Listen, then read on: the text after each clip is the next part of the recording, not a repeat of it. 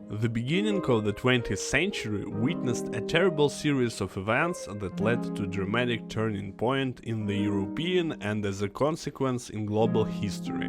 5 great empires consistently perished in the avalanche of history, leaving its ruins for the emerging new countries.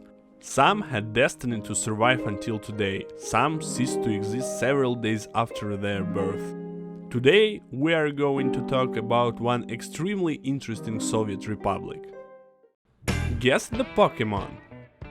Bavarian Soviet Republic, Hungarian Soviet Republic, 26 Baku Commissars?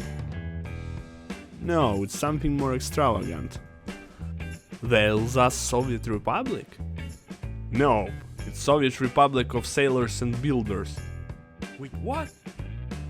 The garrison of Nargin Island, nowadays is called Naissaar, carried a very important defensive function since 1911. The island is located 9 kilometers away from Tallinn, Estonia, and its fort covered water area around city and the routes to the nearby naval base. It was also called the Land Dreadnought. 200 of fortification attendants, together with several dozens of Russian fleet sailors, were very unhappy about the Brest Peace Treaty, especially about the clause prescribing the Russian army to leave the Baltic states.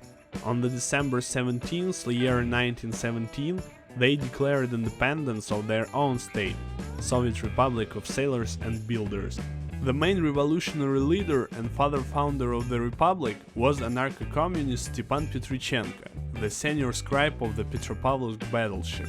This state, born of a bloody abyss of the Great Russian Revolution, had its own government, named after its elder brother, Council of People's Commissars. Just as every serious state, it also had its own chairman and ministers of labor, finances, internal affairs, health, education, and defensive minister. The young republic also had its own capital, located in the settlement called Lonekula, its own flag, the red-black banner of anarchism, its own hymn, Revolutionary International, its own taxation system, and there are rumors that they even had its own currency. Unfortunately, the name is not known. The Council of the Republic perceived the Brest Treaty as a backstep to the People's Revolution. At the same time, they perceived the approaching German army to be a threat of imperialism. But unfortunately, nothing lasts forever. On the February 24th, year 1918, Estonian authorities, following the retreat of the Russian Red Army, declared Estonia to be an independent state. 2 days later, on the 26th of February, the Kaiser Wilhelm forces marched through the streets of Tallinn and began to establish its power. And the Revolutionary Republic was forced to evacuate to Kronstadt. And now, 3 years later, in March 1921, our hero, Stepan Petrichenko, again heads a provisional revolutionary committee of the famous Kronstadt uprising. And instead of 300 rebels, there are tens of thousands united under his banner this time, and all the same, Petropavlovsk battleship.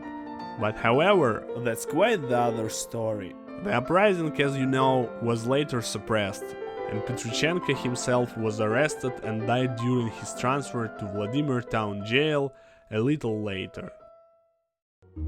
Much later. But first, he fled to Finland, was in Viborg prison, worked as an agent of Soviet intelligence abroad, came to the USSR, worked at a sawmill in Finland, refused to serve Soviet intelligence, agreed again, was arrested, released, again arrested, convicted, and finally died in 1947 at the age of 55. Look, why isn't there a show about him?